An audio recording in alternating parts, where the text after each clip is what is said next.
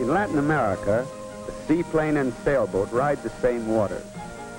Dugout canoes ply the rivers in lands whose harbors welcome great steamers. Men carry loads on their backs over roads built for heavy-duty trucks.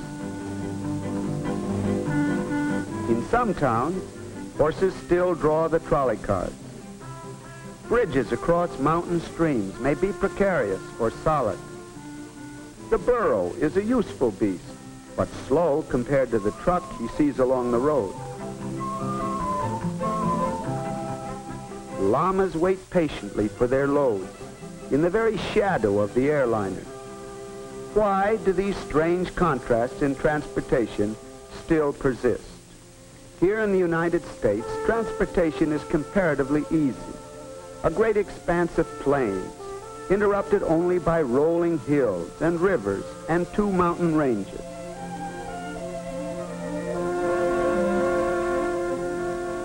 But in Mexico, roads and railroads are hard to build, hard to maintain. Look at Mexico's topography. For the most part, a high plateau, jagged with canyons or thickly forested, 8,000 feet above the sea. The earth is dry and hard. Or compare the contour of our own land with another region, South America at the equator. In the west, the Andes rise in the highest walls human transportation has ever tried to scale. At their highest, 2 miles above our own Pikes Peak.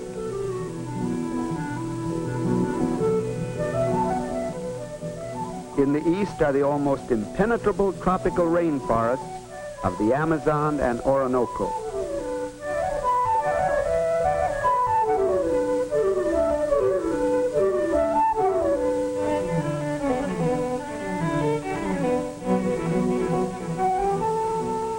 After the first settlements along the coast, early explorers turned their little boats inland, up the great waterway.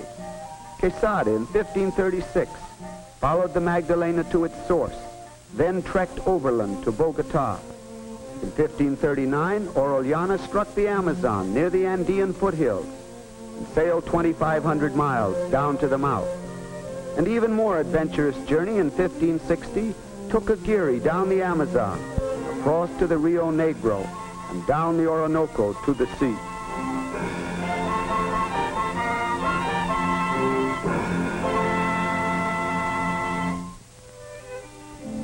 The dream of gold eventually drove most of the explorers away from the river trails, to prosper or to perish beyond the Andes. But a few men stayed behind, men who took up their lives along the rivers and adapted themselves to the water. In 400 years, their life along the tangled, fever-ridden banks of the river has changed little. They gather the harvests of the jungle and bring them many hundreds of miles down the river to the trading towns, living and traveling on their crude boats. The river people have seen boom towns, born of rubber and gold, spring up, flourish for a while, then sink back into the slow rhythm of river life.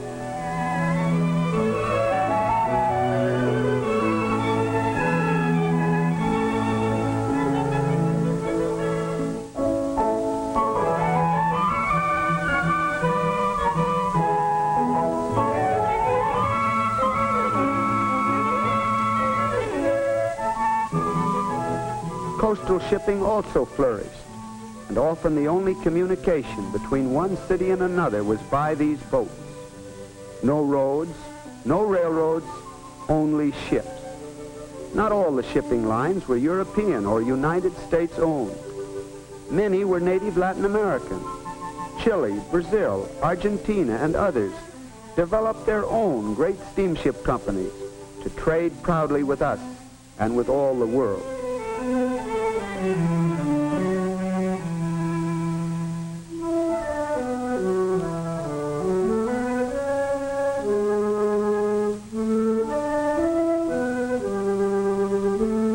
In the early days, Spain and Portugal made tyrannical laws which acted as barriers to all trade, except with the mother countries. The young nations could not even trade with each other. There were men, like Francis Drake and John Hawkins, who broke those laws, but the Spaniards branded them pirates.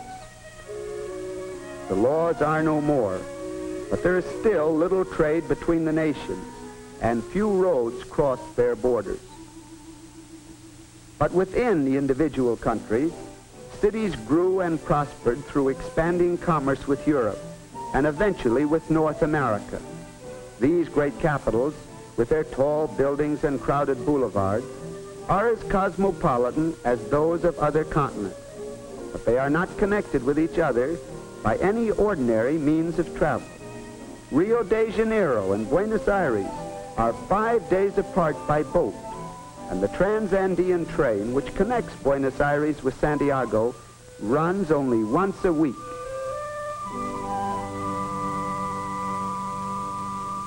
In only one section of Latin America have railroads been widely developed, in the plains and pampas of southern Brazil, of Uruguay and Argentina.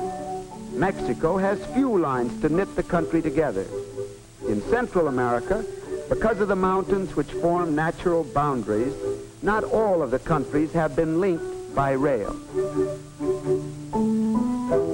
In Brazil, the picture is even more unusual, for here there are only tiny spur lines running from the coastal cities into the interior to pick up the riches of the jungle, but which never connect one city with another.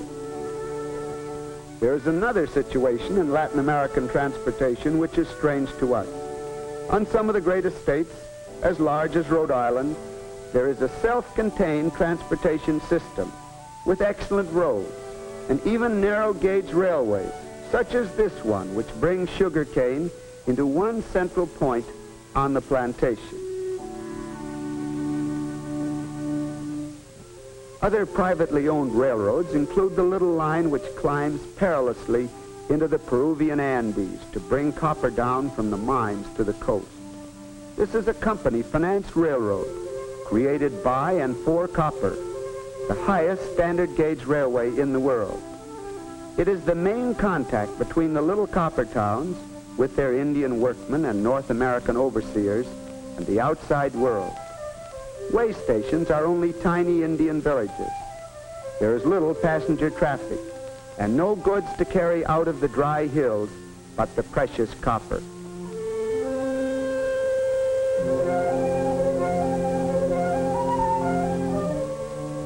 Here the copper slabs are made to be carried across the steep, narrow mountain passes down to the sea and on to the factories in the north.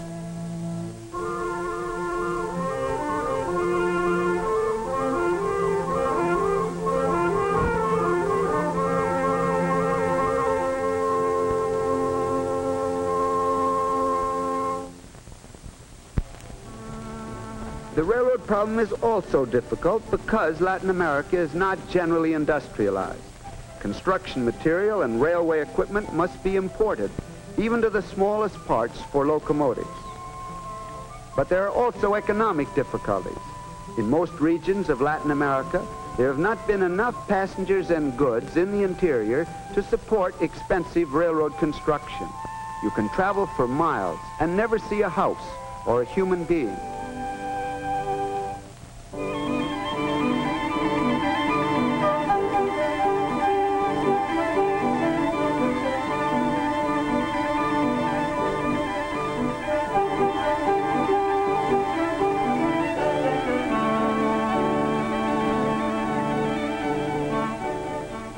Such an electric train as this, the only one in Mexico, is an extraordinary sight in a leisurely land.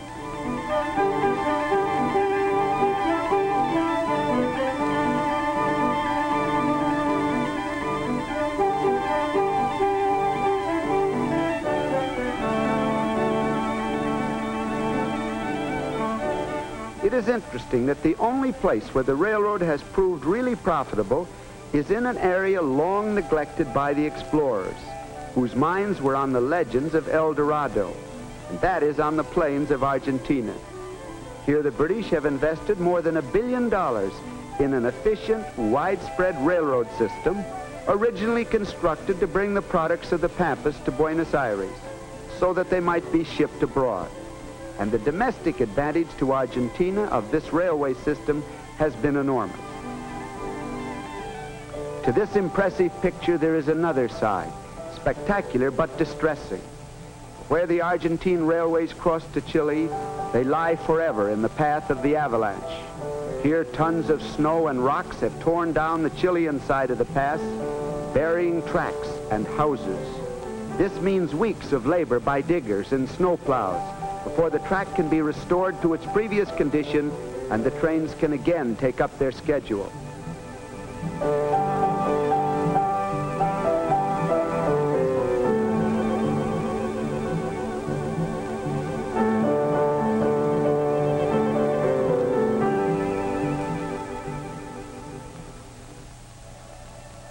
There are still places the railroad cannot go, and others where the countries cannot afford to build them.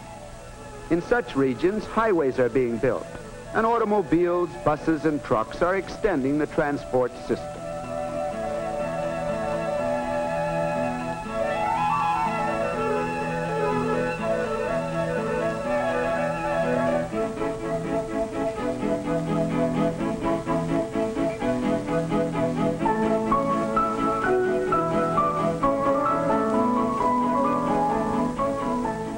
This is the way in which one of the greatest transportation schemes of all time is slowly forming, the Pan-American Highway. When completed, it will be the longest continuous highway in the world, running from Alaska to Cape Horn. It is not yet finished.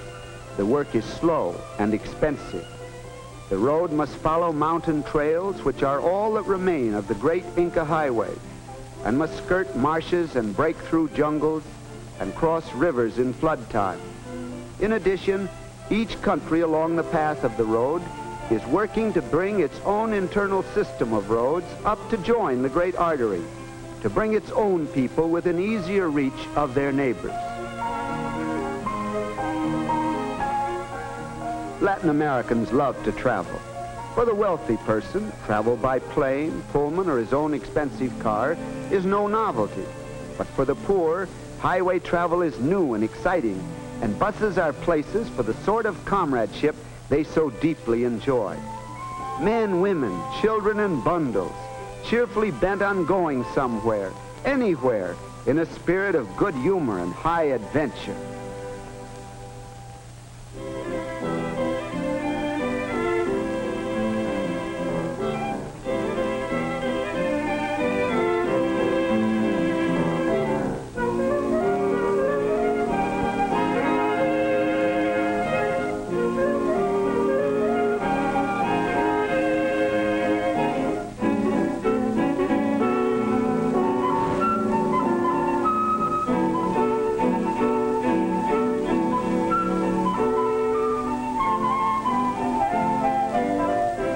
The roads they travel are not always dusty. During the rainy season, they are often flooded, and the cars must ford streams.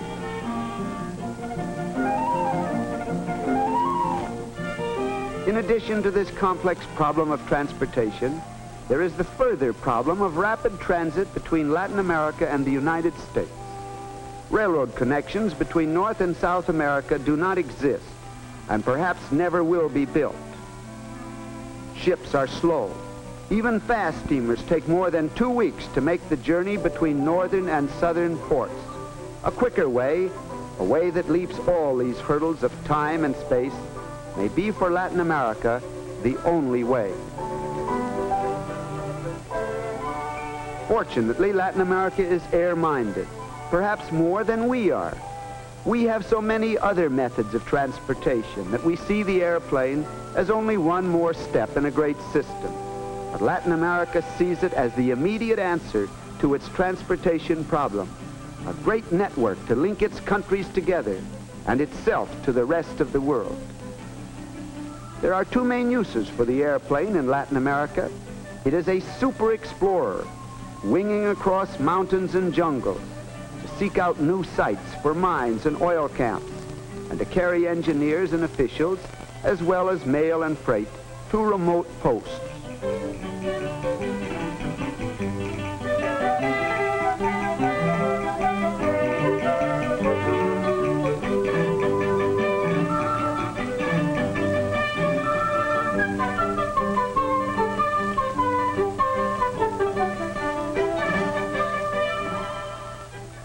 Regular airliners have also been developed in South America as common carriers in uncommon form. Each year has seen the number of passengers and the quantity of freight and mail rise tremendously.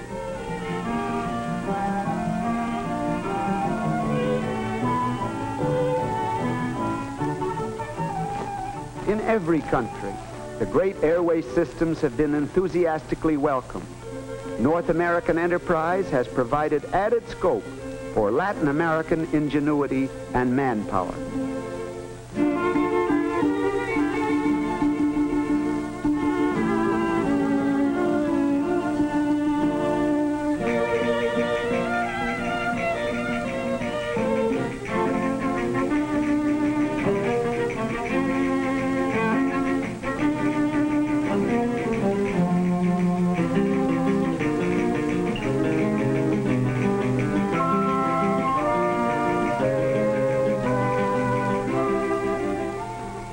Native workers and engineers have been trained as pilots and mechanics, building airfields and hangars and servicing planes.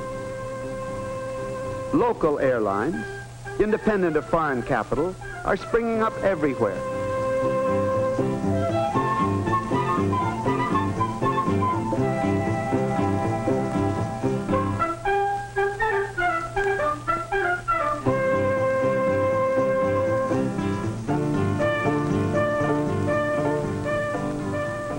We had 100 years of struggle with transportation, the covered wagon, the riverboat, the railroad, the automobile, and now the plane.